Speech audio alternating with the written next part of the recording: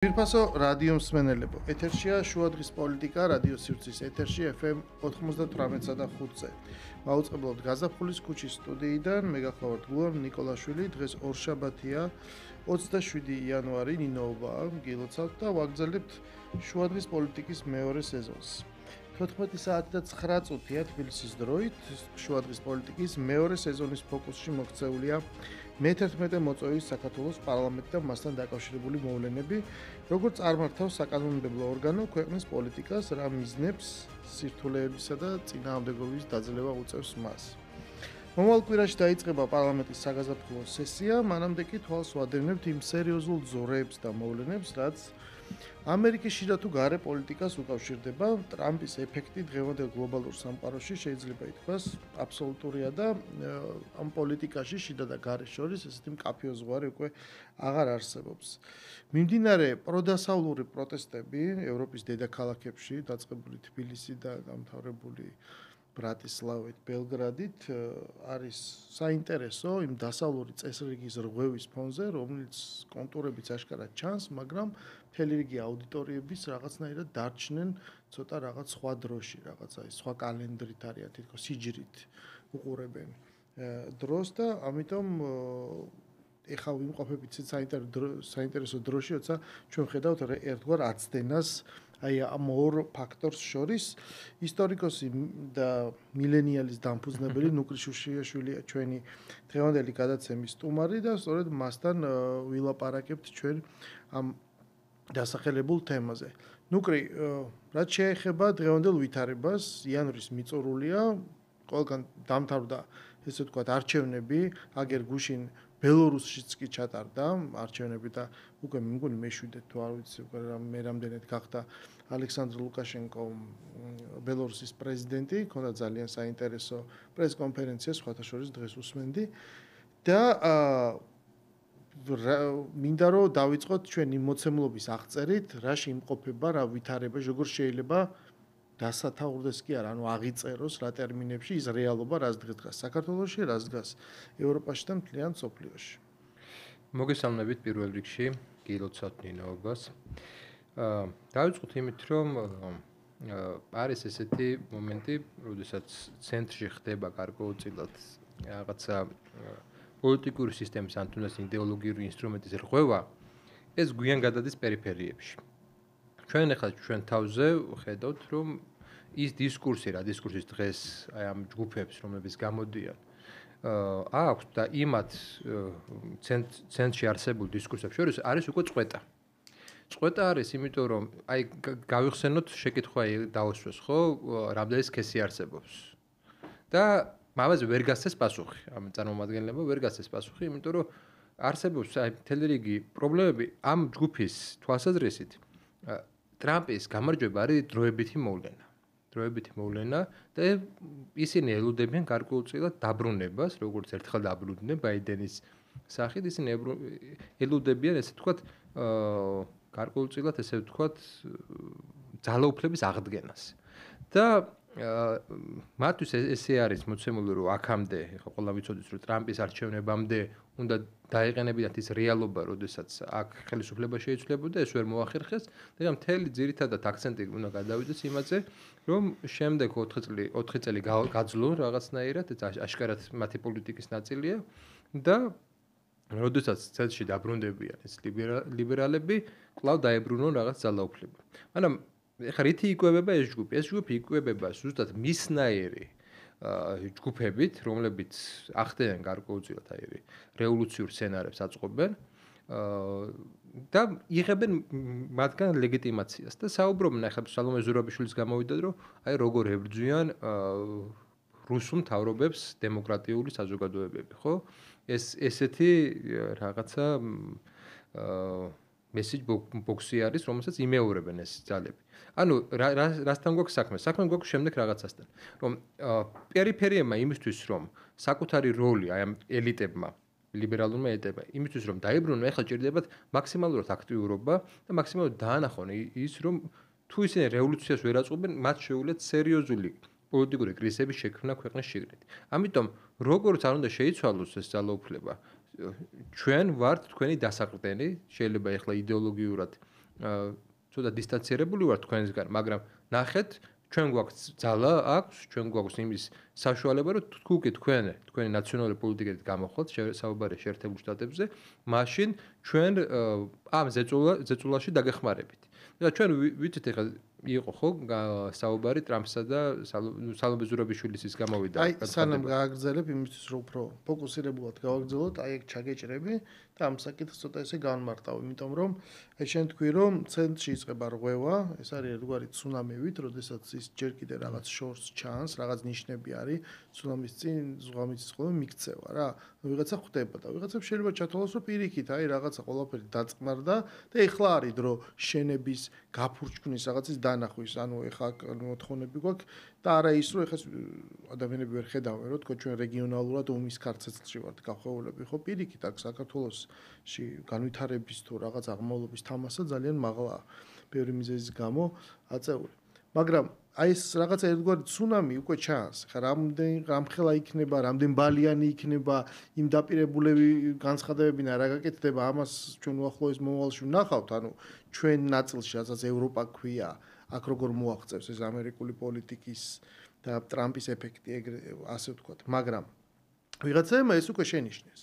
ანუ მე მინდა ვთქვა, რომ სალომე ზურაბიშვილმა ეს რაღაცა გარკვეული ცვლილების, ну, ყოველ შემთხვევაში იმ დონეზე მაინც როგორაც თვითონ გაიგო, ეგრეთ წოდებ ესე რომ ვთქვათ, ანუ ამის რაღაცა სუნი აიღო. იმიტომ რომ მან იმ წუთშივე დაალაგა მასთან რაღაცა იმ მოკლე გადაკვეთებისა, როცა მასთან მისალმების საშუალება ჰქონდა და რა განცხადებებიც მოსმენილი აქვს, მან დაალაგა მის როგორ უნდა ეთქვა, რომ შენ ხომ გინდა რომ ამერიკა იყოს ძლიერი. თუ ძლიერი იყოს, ესე იგი ნიშნავს, რომ შენ რუსეთი უნდა დაამარცხო, რუსეთი უნდა შეზღუდო. და იმისათვის, რომ რუსეთი შეზღუდო და დაამარცხო, ანუ ჭირდება, ხვდებით, აი ბევრი ფრონტი პირდაპირ შეიძლება ესე ითქვას, ხო, რაღაცა ბრძოლის ველზე შეზღუდო და აი მე გთავაზობ ამ შემთხვევაში საქართველოს. ეს პირდაპირ ქონდა ნათქვამი, ანუ როგორც საბრძოლო ველს, ესე ვთქვა, დაპირისპირების ველს, იმიტომ რომ ის ტერმინი რაც playground-ი, რაც იხმარა ამ მიმართვისას, ამ პატარა რეპლიკისას, ქართულად რო თარგმნოთ, ბევრ რაღაცას ნიშნავს, ხო? სათამაშოული აქ არავის არ ითამაშება, ხო ხვდებით, აქ ძალიან სერიოზული საკითხია და წლებია ეს მიდის და ამაზე გადის მთელი იდეოლოგიური დაპირისპირება, რომ ეს რაღაც დეზინფორმაცია ქვია იმას ეგრეთ წოდებულ რაღაც რისკებს, რომელიც შეიძლება უკავშირდებოდეს ისეთი ტიპის საბრძოლო მოქმედებებს, რაც ჩვენ უახლოეს წარსულში ვნახეთ. ამიტომ მან როცა ეს შესთავაზა, უნებურად აღმოჩნდა, რომ მთელი ამ ხნის განმავლობაში რაზეც მიდიოდა მართლა დაპირისპირება იმ რისკებთან დაკავშირებით, რაც ქვეყანას გააჩნია, მას მოუწია პრაქტიკულად ისეთი ტერმინოლოგიაში შესვლა, ასე ვთქვათ, რომ ეს პრაქტიკულად უკვე გამოაშკარავა და გამოაჩინა. ეხლა მე არ ვიცი აქედან სხვა თავი დავანებოთ იმას, რომ სინამდვილეში უფრო ღრმად რო გავაანალიზოთ ტრამპის დამოკიდებულება ევროპის მიმართ რა არის და რა შედეგები შეიძლება მოიტანოს, იმიტომ რომ ჩვენ ნახეთ რაღაცა ლიბანის კრიზისი, ჩვენ ნახეთ აი ღაზას სექტორში სხვა ტიპის პროცესი მიდის, სადღაც ხო რაღაც სიტყვით მიმართვამ უკვე მათ შორის პრეზიდენტობამდე რაღაცა რისკები შეამცირა და რაღაც კონფლიქტებს სხვა მიმართულება მისცა, მაგრამ აი უკრაინის და რუსეთის შემთხვევა ეს ბევრად ფუნდამენტურია, აქ ძალიან ბევრია დახარჯული იმისათვის, რომ ეხლა ვიღაცის ნათქვამი სიტყვით რაღაც ესე შეიცვალოს მართლა სერიოზული მოლაპარაკებების გარეშე, ხო? და აი ამ მოცემულობაში საქართველოს დიდი ხნის განმავლობაში ცდილობდა ლავირებას და გაძრომას და ეხლა ჩვენ რას ვიღებთ? ვიღებთ რომ ვიღაცამ შეიძლება არალეგიტიმური ადამიანის მიერ ყოფილი პრეზიდენტის მხრიდან, რომელიც მოკვეთილი იყო პოლიტიკურ კლასს, შეიძლება სერიოზულად მიიღოს, ანუ რო განმარტოთ ეს განცხადება რას ნიშნავს, რომ მე პრაქტიკულად ჯერ მჭირდება შენი დახმარება ქვეყანაში რევოლუციისთვის, იმისათვის რომ შემდეგ შემოგთავაზო ეს ქვეყანა როგორც ერთგვარი აი რაღაცა ფრონტი, პლაცდარმი. როგორ უყურებ შენ ამას? ჯერ ისაც უნდა დავამატო. აქ თუ გაკვირდებით თვითონ შეერთებულ შტატებში, როგორ ხდება ქართული ოცნების ეს ეგრეთ წოდებული გაშავება. ეს არ არის მარტო რუსეთთან კავშირზე, საუბარია ძირითადად აქცენტები არის გაკეთებული ირანთან და ჩინეთთან ურთიერთობაზე. და საუბარია იმაზე, და ჩვენ ხედავთ სხვადასხვა სენატორების განცხადებებსაც, რომ ეს ხელისუფლება თანამშრომლობს, ჭიდრობთ თანამშრომლობს ჩინეთთან და ირანთან. ეხლა რატომა ირანი საინტერესო და ეს ზოგადი კონტექსტი ჩვენ რატომ არა ვართ მარტო რუსეთთან კავშირში განხილულები. პირველ რიგში აი გავიხსენოთ ეხლა იყო ტრამპის განცხადება, რომელმაც ხარი დაუჭირა ისრაელს და იმაში რომ მოკლედ პრაქტიკულად ესე იგი მწვანე აუნთო იმას რომ არ უნდა ცხოვრობდნენ ღაზას სექტორში არაბები, პალესტინელები. კისინჯერის წიგნი რო ნახოთ, რომელიც გამოიშვა 2015 წელს, იქ ნათლად წერია. ისრაელისა და დასავლეთისა და ირანის დაპირისპირებაზე ნათლად წერია ეს მომენტი და წერია ასევე იმაზე, რომ შეიქმნება დიდი ისრაელის სახელმწიფო. ეს დიდი ისრაელის სახელმწიფო ხა როგორი იქნება კისინჯერის მიხედვით ეს გეოგრაფიული სიდიდეს ნიშნავს, მაგრამ ეხლა ჩვენ ვხედავთ რას? ჩვენ ვხედავთ სირიაში პირველ რიგში იმას, რომ ირანი დამარცხდა, ოფიციალურად დამარცხდა ირანი. ჩვენ ვხედავთ იმას, რომ სირიაში გაიმარჯვა, იმის მიუხედავად ერთმანეთს ლანძღავენ ოფიციალურ დონეზე თურქეთი და ისრაელი. რეალურად ძალიან კარგად ითანამშრომლობს ორ რეგიონში, კავკასიაში და სირიაში. კავკასიაში ისრაელმა და თურქეთმა ითანამშრომლა ყარაბაღის საკითხში, ორივე მხარე დაუჭირა და ძალიან მჭიდრო ურთიერთობა აქვს ისრაელს აზერბაიჯანთან და მეორე, ეხლა სირიის საკითხში, სადაც ჩილოეთი პრაქტიკულად ჩილოეთის ტერიტორია პრაქტიკულად დაიკავა თურქულმა ჯარებმა, ხოლო იც რაც მოხდა, ასადის რეჟიმი როდესაც დაემხო, ახალი ეს ხელისუფლება საუბრობს, მე მზადა ვარ ვაღიარო სირიის ისრაელის სახელმწიფო. რაც ნიშნავს შემდეგ რაღაცას, რომ თვითონ ირანს აქვს პრობლემები როგორც ჩილოეთით, აზერბაიჯანის მიმართულებით, ისე დასავლეთით სირიის მიმართულებით. და აი ამ კონტექსტში ძალიან კარგად იკვეთება, რომ ყოველ შემთხვევაში მზადდება ახლო აღმოსავლეთში დიდი ომის კონტურები. მე არ ვიცი ეგ მართლა მოხდება თუ არა, მაგრამ იმისთვის რომ ეხლა საჭადრაკო დაფაზე ისე ლაგდება, რომ ირანი ის გავლენები იზღუდება, ამ კონტექსტში საქართველოს ხშირი ხსენება არის ძალიან ესე იგი მნიშვნელოვანი. ძალიან მნიშვნელოვანი, იმიტომ რომ თუ კი საქართველო თანამშრომლობს ირანთან, ეს ნიშნავს იმას, რომ საქართველო აი ამ დიდ კოალიციაში არ არის დასავლეთის მხარეს. ჩვენ ასე ისაც უნდა ვიცოდეთ, რომ რეგიონში დასავლეთს ამ შემთხვევაში წარმოადგენს თურქული არმია, ხო? ნატო იმის მიუხედავად, რომ ერდოღანს საკუთარი რაღაცა განსხვავებული პოზიციები აქვს, თვალს სწორედ იმიტომ ხუჭავენ, რომ თურქეთი დღეს არის სწორედ ანტიირანული სახელმწიფო. და ირანი ზოგადად სტრატეგიულად არის ძალიან ესეთი მოწყვლადი არის რეგიონში. ჩვენ ირანის ისტორიასაც რო გადავხედოთ, ირანის ძლიერი მოკავშირეები რეალურად იყო ყოველთვის ქრისტიანები. დასავლური ქრისტიანი სახელმწიფოები, იმიტომ რომ თვითონ იყო სუნიტურ კალში ყოველთვის, ტრულ კალში იყო ყოველთვის და დასავლური სახელმწიფოები მას ეხმარებოდნენ ამ რთული კარის წინააღმდეგ ბრძოლაში. შაჰის დროს მოკავშირეული ურთიერთობები ჰქონდათ ისრაელთან და ეხლა როდესაც მან შეიცვალა ეს პოზიცია, სერიოზული პოლიტიკური კრიზისი დადგა თვითონ ირანში.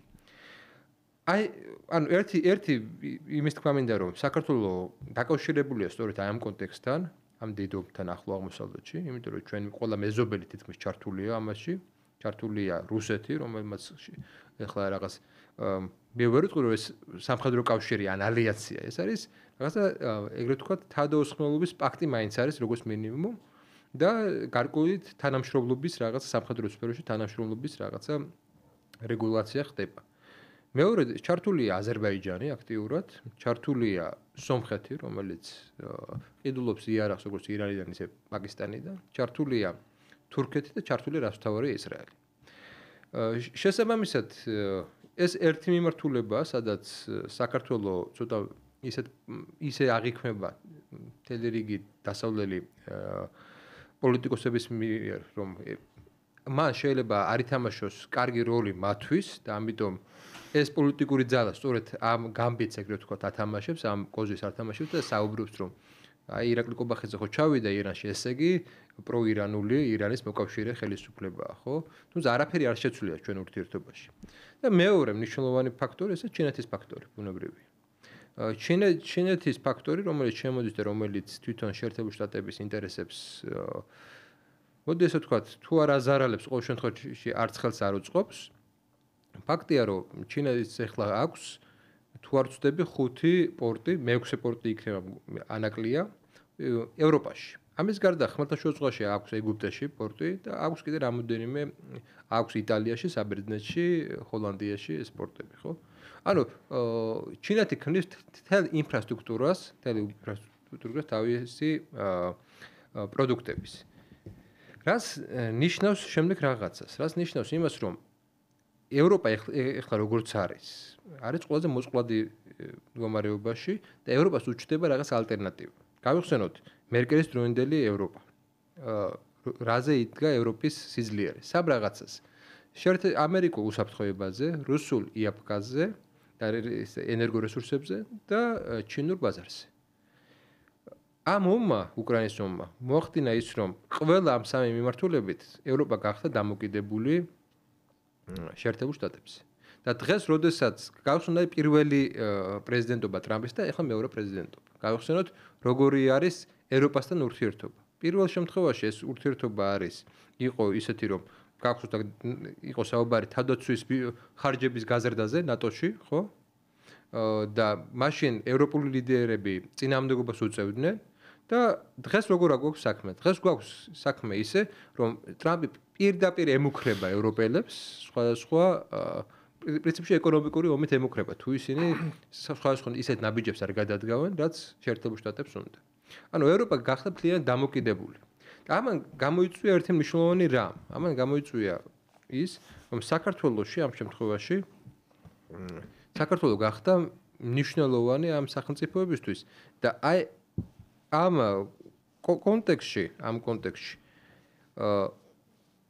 სხვადასხვა პოლიტიკურ ძალებს, რომლებიც აქამდე ასრულებდნენ გარკვეულ გეოპოლიტიკურ როლს და აქამდე რა გეოპოლიტიკური როლი იყო, რომ შენ უნდა მოგეხდინა დასავლეთის როგორც რელიგიის, დასავლეთის როგორც გარკვეულწილად რაღაცა საკრალური სივრცის წარმოდგენების წარმოება საზოგადოებაში, რაღაცა რელიგიური სექტანტური რაღაც აზროვნების ფორმებების დანერგვა, მათი გეოპოლიტიკური ინტერესების სამსახური და ეს აწყობილი იყო ეს სისტემა აქამდე აწყობილი იყო. ესე ცხოვრობდით უკვე რამოდენიმე ათწლეული, ხო?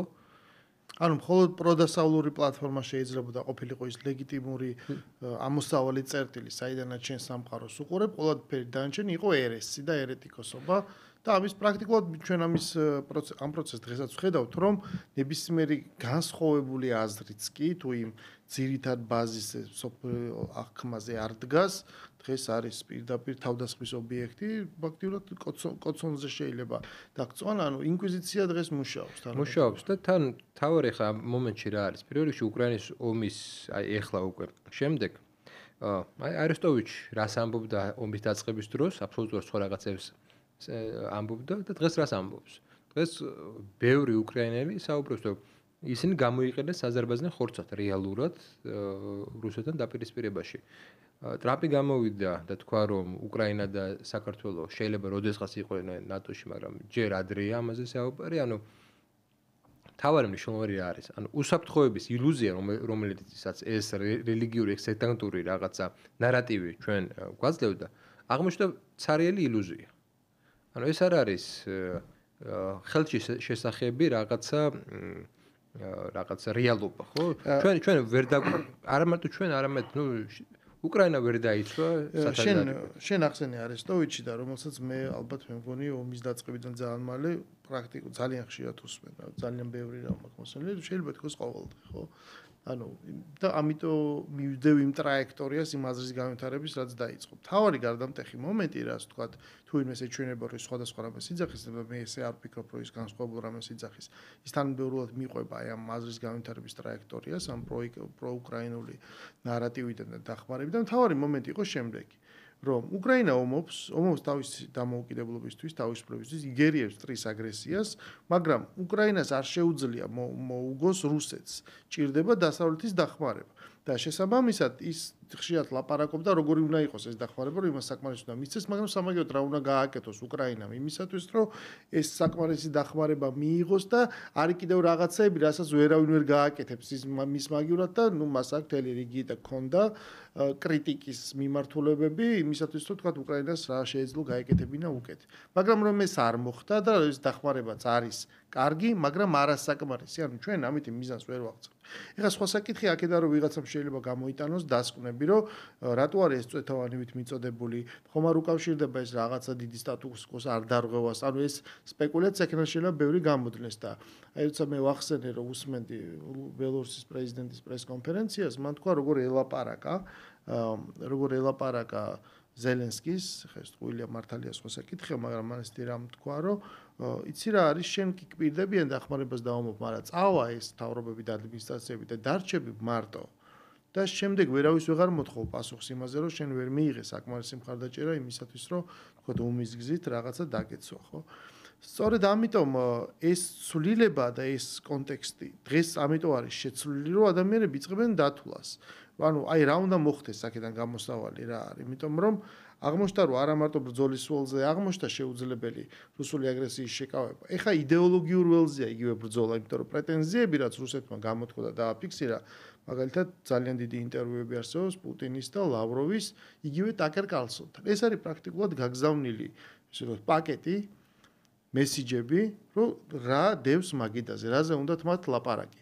და დღეს ახლა ტრამპი თქოთ რაღაცა შეიძლება მოკლედ ესეთი ტვიტების სიდიდის ფრაზებით რაღაცა ხმიანება ამ კონფლიქტს რომ დაამთავროს ერთმა მხარემ მეორე, მაგრამ ეს საკმარისი არ იქნება ამისათვის. ანუ როგორ ფიქრობ, რომ აი ამ დინამიკაში რა შეიძლება ჩვენ ველოდოთ, როგორი დინამიკით შეიძლება განვითარდეს აი ეს მოლაპარაკების პროცესი, სად იქნება დასავლეთი და რა ბედი ეწევა უკრაინას. ნუ არესტოვიჩზე ვიტყვი სამდე გადავაშეთ ან შეკითხვაზე.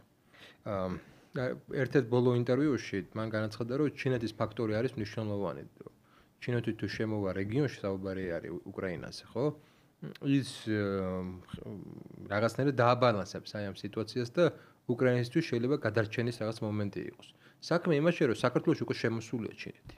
ანუ უკრაინისგან განსხვავებით, საქართველოს შემოსულია ეს ფაქტორი. მე დარწმუნებული ვარ, რომ სხვა რეალობა გვექნებოდა დღეს საქართველოში. რომ არა ჩინური ფაქტორი. ეს არ არის მარტო ახლა ხელისუფლების რაღაცა მონდომების შედეგი, ეს არის იმის შედეგიც, რომ ჩვენ რაღაც ალტერნატივები გაგვიჩნდა. პოლიტიკურ კლასს ქონდა ერთი მხრივ კამიკაძეობის უალტერნატივობა ერთი მხრივ და ჩინეთის შემოსვლით რეგიონში მას გაუჩნდა ალტერნატივა, გადარჩენის ალტერნატივა. აქედან გამომდინარე, ჩვენ ამ შემთხვევაში გვაქვს რაღაცა მოქნილობის უფრო მეტი ინსტრუმენტი ვიდრე უკრაინას. რაც შეეხება იდეოლოგიურ ბრძოლას, ხო? ფაქტია, რომ სამყაროს ის წარმოდგენები, რა წარმოდგენების არსებობდა, რა ვიცი, 91 წლიდან დღემდე, აღარ შეესაბამება იმ პოლიტიკურ და გეოპოლიტიკურ რეალობას, რა რეალობაც არის დღეს. საკმაოდ დიდი ენერგია, მათ შორის საქართველოში, იდება იმაზე, რომ შენარჩუნდეს ილუზია. ანუ ილუზიის შენარჩუნებისთვის იდება იმხელა ენერგია, ჩვენს ვნახეთ ხო, რომ ოპოზიციურმა არხებმა, ეგრეთ წოდებული კრიტიკულმა მედიამ არ გააშუქა გაეროს, ესე იგი, პოზიცია, ხო, საქართველოს პარლამენტთან და პრემიერ-მინისტრის პრეზიდენტთან დაკავშირებით, ხო? ეს ილუზიაში იმაზე დიდი ენერგია იდება, ვიდრე გადაწყობაში. სინამდვილეში მათ კი არ გადააწყეს, მათ კი არ თქვეს, რომ ჩვენი წარმოდგენები ესეთი კი არ იყო, არამედ აი სხვადასხვაერი იყო და შეეცვალათ რა პოზიცია, ჩერჩილი ამბობდა რა, თუ კი რაღაც არ გამართლა და მე შენ გექნება ყოველთვის იმის საშუალება, რომ თქვა, რატომ არ გამართლა ესა, ხო? ხო, მაგრამ სად უნდა გადაეწყოს? სად შეიძლება ძალიან ესეთი მარტივი ესეთი ის გაიკეთებინათ რეალობისთვის თვალი გაესწორებინათ, ეთქვათ, რომ ის საკითხი, ომისა და მშვიდობის საკითხი არის ფუნდამენტური საკითხის, ეს არჩევნები ხო ოცნებამ არა ნაცებით, არამედ მშვიდობის ლოზუნგით მოიგო, ხო? მშვიდობის ლოზუნგით მოიგო. რაც ნიშნავს იმას, რომ ეხ მერე კი დაიწყო საუბარი, მაგრამ არ აქვს არგუმენტი, რატომ არის ეს მშვიდობა პროპაგანდა. არ აქვს ეგ არგუმენტი. არა და იმეორებენ ამას. ანუ შენ როდესაც ეუბნები შენს მომხრეების რაღაც ნაწილს ან საზოგადოებას კლიენტ როდესაც ეუბნები რომ ესაა პროპაგანდა, შენ უნდა გქონდეს რაღაც ახსნა, რატომ არის ეს პროპაგანდა. რატომ არ გემუქრება ომი. მარტო ის იმის თქმა რომ ეგ ოცნება შიჟე თამაშობს თურმე და ამის საფრთხე არ არსებობს, ეს არაა დამაჯერებელი. სხვათა შორის დღეს ერთმა ოდიოზურმა ფიგურამ, რომელიც ძალიან ილტვის ხოლმე თავის გამოჩენისკენ დაწერა რა, რომ ისიც რაღაც ჩვენ სოვიეტ ისტორიკოსია და მუშაობს ამაზე და დაწერა, რომ მოკლედ ისა დღეს არის დღეო, როდესაცო 1921 წელს დღევანდელ დღეს დასავლურმა რიგმა სახელმწიფოებმა აღიარეს საქართველოს დამოუკიდებლობა.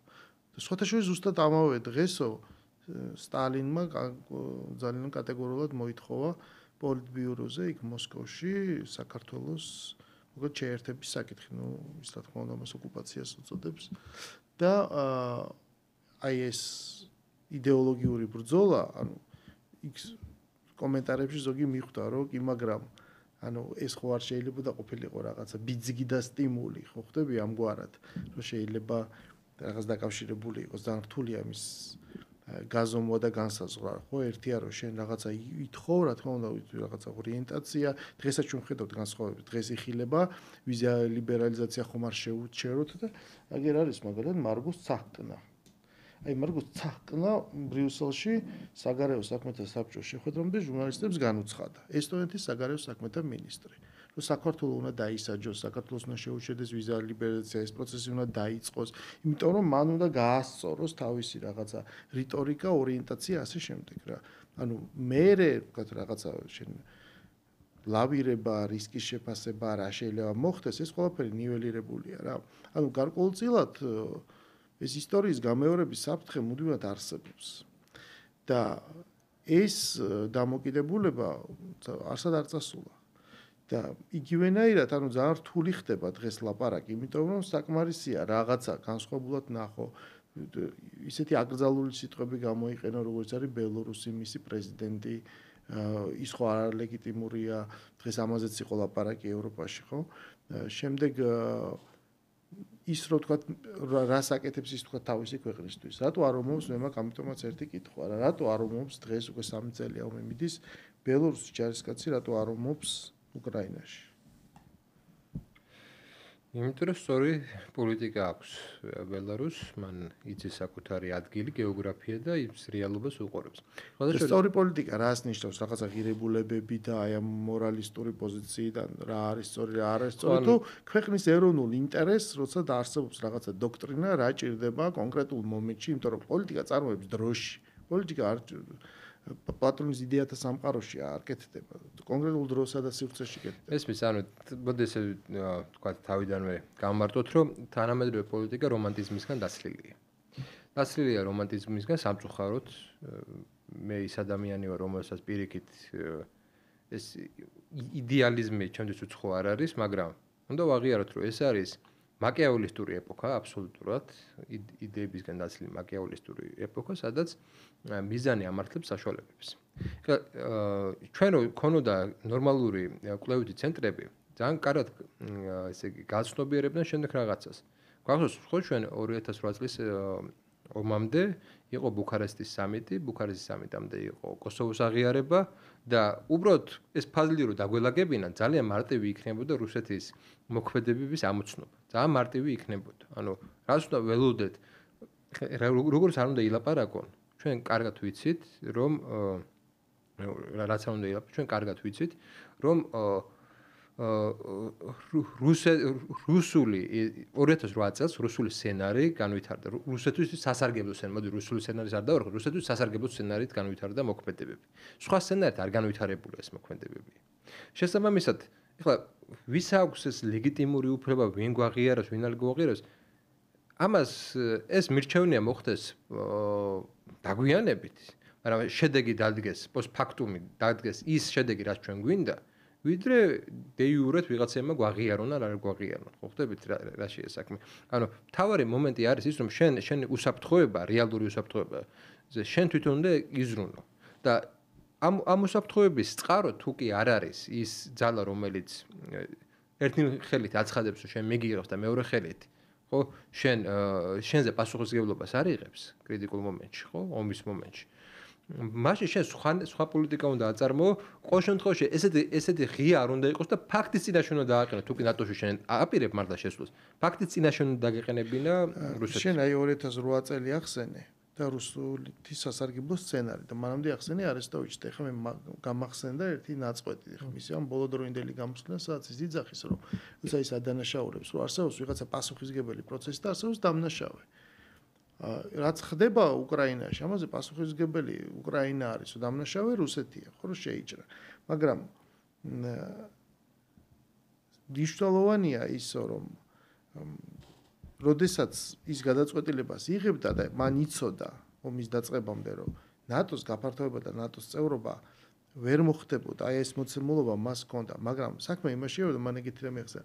ეს ძალიან კარგად იცოდა პუტინმაც, რომ არანაირი ნატოში უკრაინის მიღება არ მოხდებოდა, მაგრამ ამის მიუხედავად მას სწორედ ეს რიტორიკა დაიწყო, ამიტომ ამაში ადანაშაულის, რომ ის შექმნილი ვითარება, რომ შენ იძახი, რომ აი მე რაღაცა მინდა, მას სწორედ ეს მზაკულად გამოიყენა. მან კი იცოდა, რომ ამას უკრაინას ნატოში არავინ არ მიიღებდა, მაგრამ მან გამოიყენა ეს მოცემულობა და დაიწყო ლაპარაკი იმაზე, რომ აი როგორ თქვენ იძახით გაფართოება, ნახეთ როდის თქვით და იმის მერე ფართოვდება, აგერ უკრაინასაც იღებთ და არა.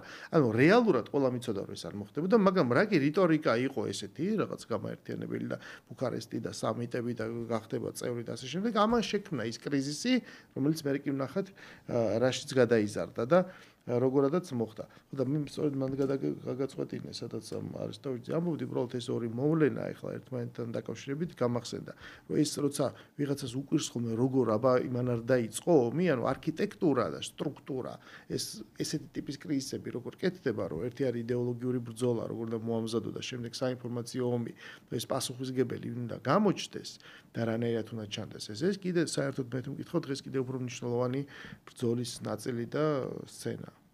აი მომენტი რუსული პოლიტიკის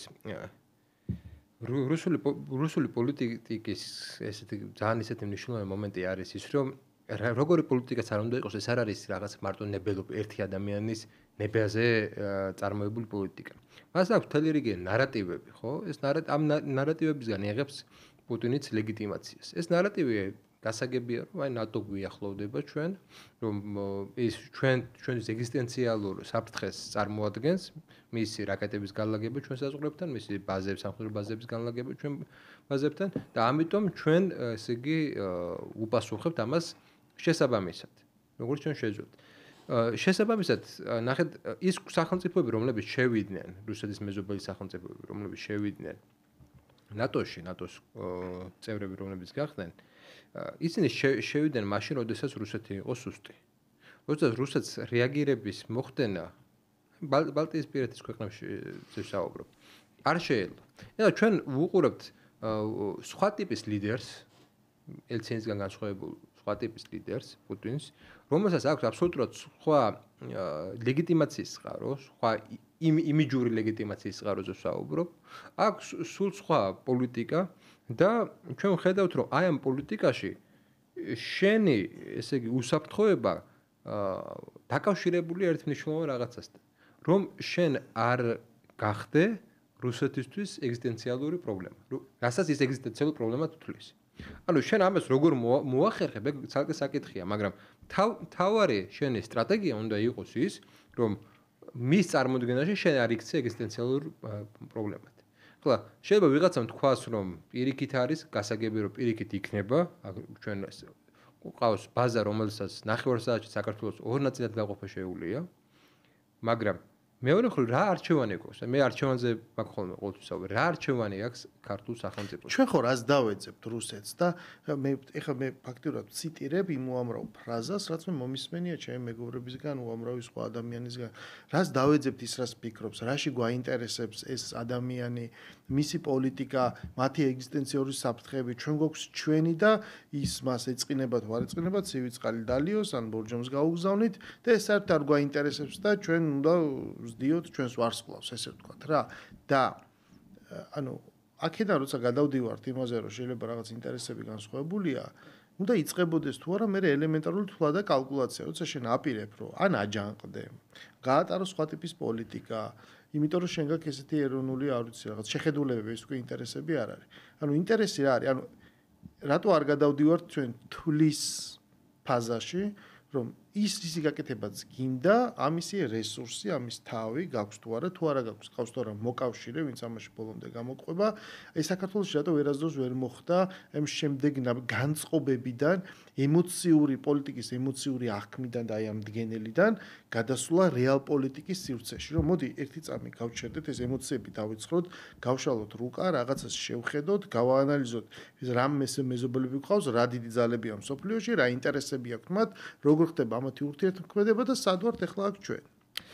ძალიან ისეთი მომენტია, იმიტომ რომ არ გვყავს ჩვენ არ გქონია ისეთი ინსტიტუტები, რომლებიც ამ აზრებსა და ამ რაღაცა მოთხოვნების და განწყობების ფორმირებაზე იზრუნებდნენ. ჩვენ ყავდა ისეთი ინსტიტუტები, ძირითადად ზოგადად აი სამყაროზე წარმოადგენს, რომელი ინსტიტუტები ქონი საქართველოში, ხო?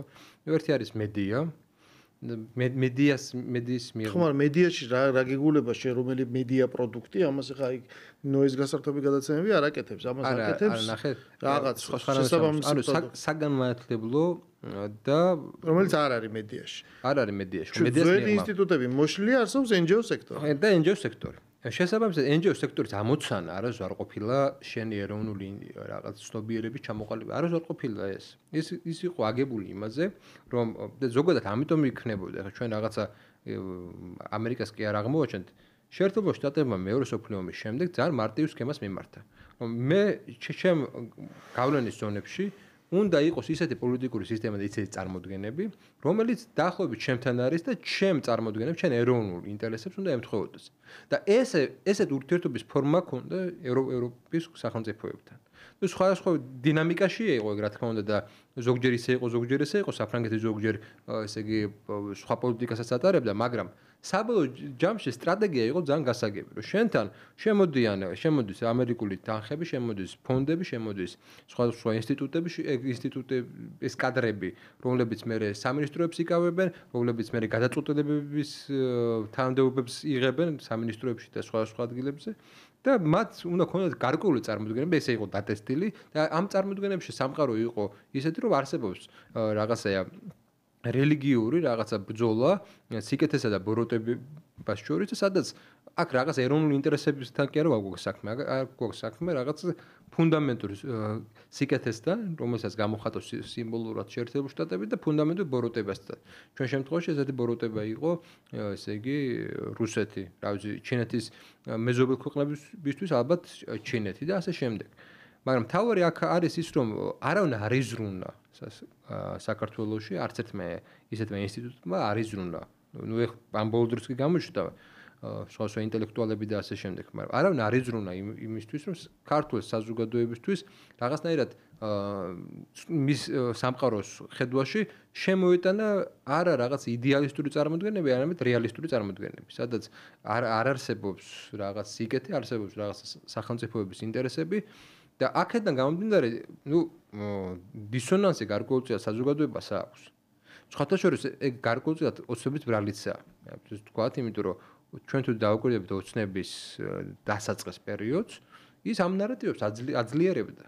მთელ რიგ შემთხვევაში აძლიერებდა. ანუ შენ რასაც იძახი ხა პრაქტიკულად გამოდის, რომ როცა ჩვენ ლაპარაკობთ ეროვნულ ინტერესზე, ის რასაც ქვია, რომ აი საქართველოსთან დანახული სამყარო ეს პრაქტიკულად ჩანასახური დონეზე ლამის მხოლოდ ეხლა იწყება. მანამდე ეს იყო სხვადასხვა გავლენების, რაღაცას ქვია პროევროპული, პროდასავლური, პრორუსული, სხვადასხვა გავლენების წარმომადგენლები, მათი აბსოლუტური აცდენა და ჯახი ერთმანეთის დემონიზება ყველა ამ მხარეს და ასე ავტონომიურად აი ამ ნარატივების, თქვათ, გამთლიანება. ქართული ოცნება რასაც აკეთებდა, ეს იყო ერთგვარი ბალანსი და ლავირება ამ უკვე არსებულ ნარატივებს შორის, მაგრამ ის რომ შექმნა რაღაცა საკუთარი, რაღაცა ქართული ამ შექმნილ ვითარებაში, ეს აქამდე პრაქტიკულად არ კეთდებოდა და შეიძლება ითქვას, რომ აი ეხლანდელი აი რაღაცა გუს ნაპერწკალი ორი ქვის ერთმანეთისგან გაკრუწგან წარმოიქმნება, ეხლა შეიძლება დაიწყოს მსგავსი რაღაცა შეხედვა. დავამატებდი ერთ იმას, რომ ანუ ქართული ხედვა როგორც ასეთი, მე მგონი დამოუკიდებელ საქართველოს შეიძლება დასაწყისში 80-იანებში რაღაცა ნახოთ მისტიური ხედვები არსებობდა, მაგრამ ქართული ხედვა არ არსებობდა უბრალოდ ქართულ პოლიტიკაში. არსებობდა სხვა თვალის მიერ, ანუ ამერიკელის მიერ დანახული რაღაც საქართველო. და ქართველები, რომლებიც იზიარებენ ამ ხედვას. ხო, მაგრამ ახლა ნახეთ, აქ არის კიდე ერთი მომენტი, აი სურვილის მომენტი მინდა ერთი იმას შევეხო. სინამდვილეში აი სურვილს აქვს ძალიან დიდი მნიშვნელობა. თავისთავად ახლა ბევრი ფსიქოანალიტიკოსი, ბევრი პოლიტიკის კვლევარი საუბრობს, რომ ესეთი სურვილი ბერნეის იქნება თუ სხვა არ არსებობს საზოგადოებაში. ამ სურვილებს ვიღაცები ქმნიან. ეს ადამიანები, რომლებიც გამოსულები არიან ევროკავშირის დროშებით და რაღაცებს სკანდირებენ, სინამდვილეში მათ არ გააჩნიათ თავიანთი ავთენტური სურვილი. ეს სურვილი არის წარმოებული და მუდმივად ხდება მისი წარმოება, მუდმივად ხდებოდა. და ეს სურვილი როგორც სუროგატი ჩადებულია და ჩანერგილია, იმიტომ რომ ამის კვლავ წარმოება ხდება, რაღაცა გამძაფრება და ისი ხდება, მიწოდება რომ ვინც არის ამის მიმღები, თავისი ნებით სხვათა შორის. თვითონ ფიქრობს, რომ ხო, რა თქმა უნდა, ეს აბა რუსეთი გინდა. იცი რა არის, ამ შემთხვევაში სურვილი ზოგადად არის მიმბაძველური რაღაც მომენტი. ადამიანების უმრავლესობას სხვისი სურვილით ესე იგი უცდებობენ და სხვისი სურვილი უნდათ. მაგრამ ჩვენ შემთხვევაში ეს პროპაგანდა ისე იმუშავა, რომ ალტერნატიულ სურვილები დავკარგეთ. ანუ რა გვინდა იმის გარდა, ეს უკვე გაუგებარია, ან ყოველ შემთხვევაში ენა ვეღარ გამოხატავს, პოლიტიკური ენა ვეღარ გამოხატავს. ფუნდამენტური კითხვის დასმა გაქრა საერთოდ, ანუ მაგალითს მოვიყვან, იცით რა არის ეს კარგი ქვეყანა, იმიტომ რომ ჩვენი არააღიარების პოლიტიკის ფარგლებში ის არ აღიარებს აფხაზეთს და აი ეს წლიდან წლამდე მეორდება. მაგრამ ის რომ ფუნდამენტური პრობლემა რაც არის, ყოველდღიური დისკურსიდან ეს ქრება, რომ ჩვენ დარღვეული გვაქვს ტერიტორიული მთლიანობა და ჩვენ რაღაცა უნდა ვიფიქროთ, რა ვშვებით ამასთან დაკავშირებით. ოდესმე უნდა დავიწყოთ ამაზე ფიქრი, რა შეიძლება იყოს აღდგენის გზა. ანუ ფუნდამენტური კითხვები აღარ ისმის. უბრალოდ დაიწერ ეს ლოზუნგად, რომ ჩემი ქვეყნის 20% ოკუპირებულია და აი აქ მთავრდება წერტილი. და ამის მხოლოდ გამეორებაში არის ისტორიის სწორმხარეს ყოფნა. მაგრამ არა ის, რომ მოდი რა ეს რაღაც სხვანაირად შევხედოთ. გვაქვს შანსი, ან ვიმსჯელოთ და მივიდეთ იქამდე, რომ სხვა შანსი არ გვაქვს და გავაგრძელოთ ამ ლოზუნგის ტარება, მაგრამ აქამდე მივიდეთ რაღაცა დისკუსიის შედეგი. აი მე უბრალოდ ერთი შეკითხვა მაქვს. აი იმ ადამიანებისგან, რომლებიც ახლა აპროტესტებენ. მე ჩემ პოდკასტში რამოდენიმეჯერ შევთავაზე, რომ მოსულიყვნენ და საკუთარი პოზიცია დაიფიქსირებინათ. მე დავრწმუნდი ერთამეში, რომ მათ უბრალოდ უნარი არ აქვთ დისკუსიის. იმიტომ კი არა, რომ შეიძლება არგუმენტები არ ქონდეთ, არამედ მათ წარმოდგენაში დისკუსია შეუძლებელია. მათ წარმოდგენაში სხვა რეალობა შეუძლებელია. მათ წარმოდგენაში უბრალოდ სხვა პოზიციებს მქონე ადამიანის ლეგიტიმური არსებობა დაუშვებელია. ეს არის პროპაგანდისტი სარეველად და უნდა ამოიწეროს. ხო და შესაბამისად იქ სადაც სხვის ფენომენი დემოკრატია სიამდვილეში, დემოკრატიის ახლა შეიძლება ბევრი ცნება ავიღოთ, მაგრამ დემოკრატია სიამდვილეში შეიცავს ერთ მნიშვნელოვან რამეს, რომ საზოგადოების შიგნით არსებობს სხვის ფენომენი და ეს სხვას აქვს ლეგიტიმაცია. ანუ მაშინ არის სექტა. ან არის სექტა. და ჩვენ მივიღეთ დემოკრატიის სექტა ან პირიქით ტოტალიტარიზმი, სადაც მხოლოდ ჰომოგენური ხო, ნუ იგივეა სხვა სახელით, მაგრამ თავარი რა არის, რომ თუკი მათ არ წარმოუდგენიათ სხვა პოზიცია, თუკი მათ არ წარმოუდგენიათ სხვა პოზიცია, ამ შემთხვევაში არის ერთადერთი გზა ესა, ნუ ეხლა ჯერჯერობით და იმედია ჯერჯერობით ესე დარჩება.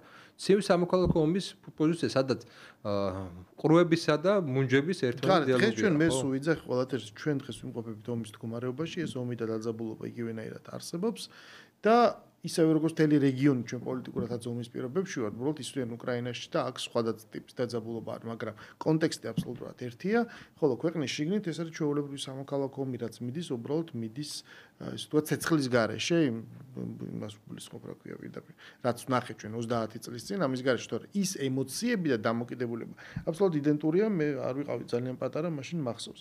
ბოლოს ნუკლი ჩვენი დრო იწურება, მე მინდა რომ ერთი საინტერესო რაღაც თემას შევეხოთ თუ შეიძლება ძალიან მოკლედ.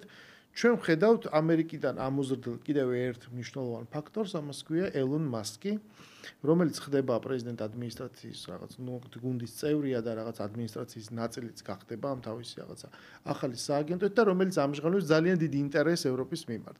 თუ ტრამპიზმი დგას მაგაზე, ანუ ამერიკის დიდად დაბრუნების კონცეფციაზე, მას კი იძახის, რომ მე მჭირდება ეხა ევროპა, ანუ მეგა, რომ ისევ ევროპა გახდეს დიდი, ისავლებს პირდაპირ ინტერესებს, ის ერთვება ძალიან რადიკალური ულტრამემარჯვენე გერმანული პარტიის პრაქტიკულად საარჩევნო კამპანიაში, ღიად უჭერს მას მხარს, არჩევნებში მან რაღაც გაიზარდოს და ხომ არ შეიძლება ჩვენ ვნახოთ ევროპისთვის ელონ მასკი როგორც ახალი დონალდ ტრამპი. მან შეიძლება უბრალოდ იყიდოს, ანუ გრენლანდიის დამოუკიდებლობა გამოცხადეს, პირდაპირ ვერ წაიღოს ამერიკა, მაგრამ ეს დამოუკიდებელი გერმანიაში მე გადავიდეს ეს დამოუკიდებელი გრენლანდიაში გადავიდეს ელონ მასკი, ის გახდეს იქ რაღაცა ლიდერი, ანუ გრენლანდიით, ესე ვთქვათ, ჯერ აიღოს გრენლანდია, შემდეგ შევიდეს ევროპულ პოლიტიკაში და ჩვენ დაიწყოს პროცესი რაღაცა ევროპის გაერთიანებული შტატების გაკეთების, იმიტომ რომ მასკი იგივე საპირებს ევროპაში, როგორც ჩანს, რაც გააკეთა ტრამპმა ამერიკაში. ძალიან მოკლედ თუ შეგიძლია, რომ ესეთ პერსპექტივას უბრალოდ მე უფრო სხვა პერსპექტივას ვხედავ. მე ელონ მასკს ვუყურებ როგორც ადამიანს, რომელსაც აქვს საკმაოდ დიდი მიმზიდველობა და ეს ადამიანი, როგორც ჩანს, არის ის ადამიანი, რომელიც დასავლურ სამყაროში, ანუ საუბარია ამ შემთხვევაში ევროპაზე, ხელი უნდა შეუწყოს ისეთ რაღაც პოლიტიკურ ძალებს, რომელიც ტრამპს გავს რაღაცით. ანუ არა სისტემური ძალების აღმავლობას. და ამაში ალბათ Twitter-იც იქნება ჩართული და სხვადასხვა სოციალური მედიაც იქნება ჩართული. ანუ ეს არის შენი აზრით არა გაერთიანებისთვის, არამედ უფრო დაქსაქსისთვის? სავარაუდოდ კი. კარგი, დიდი მადლობა ნუკრის სტუმრობისთვის, საინტერესო დისკუსიისთვის. ჩვენი დღევანდელი გადაცემა დასრულებულია. ეთერში დავბრუნდებით ხუთშაბათს გემშვიდობებით დროებით.